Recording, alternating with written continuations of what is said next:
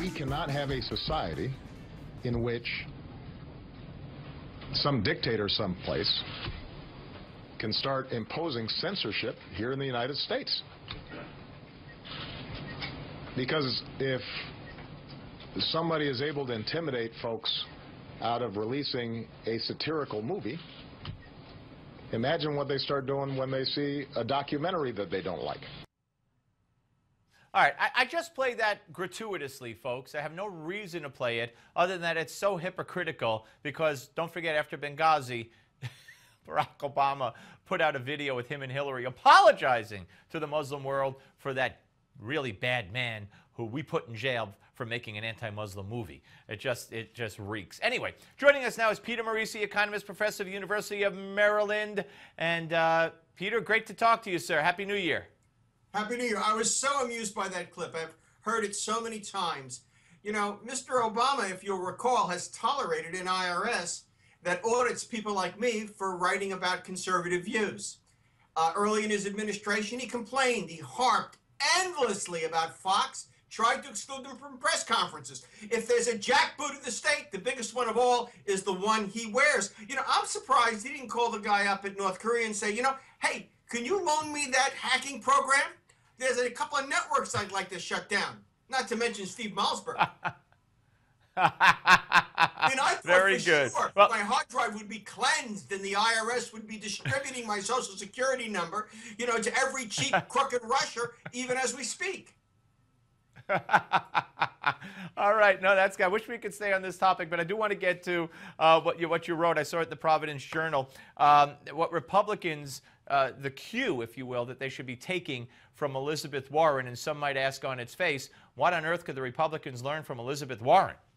Well, think about it. Elizabeth Warren, before Barack Obama became president, was an oblivious professor at Harvard University. Her only claim to fame was she suggested there would be some sort of financial consumer protection agency.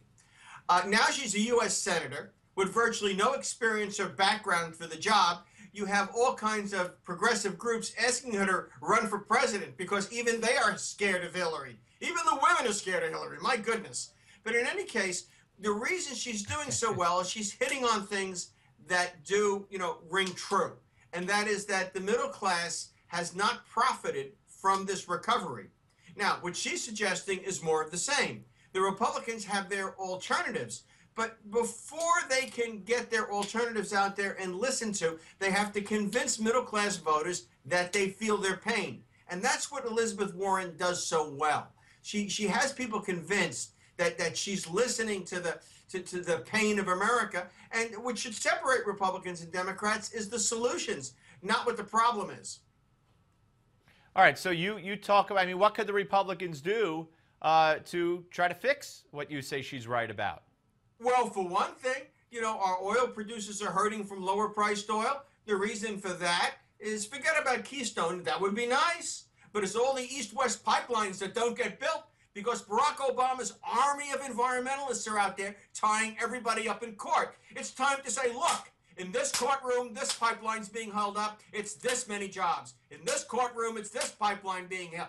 Do a roadshow. Go from courtroom to courtroom. Put up photographs of the judge and then photographs of unemployed Americans that would be employed if that pipeline went forward.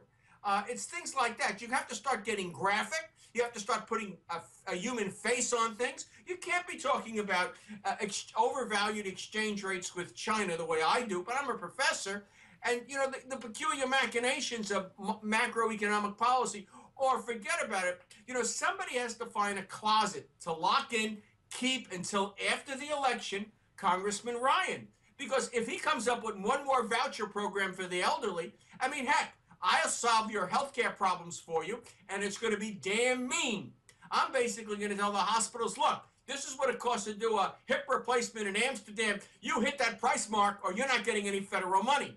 Even before Obamacare, the federal government was in for quite a bit on health care, and they would have to start taking a hard look at why the Germans and the Dutch can deliver health care so much more effectively and less expensively than your GP or your local hospital. I mean, there are I like the line.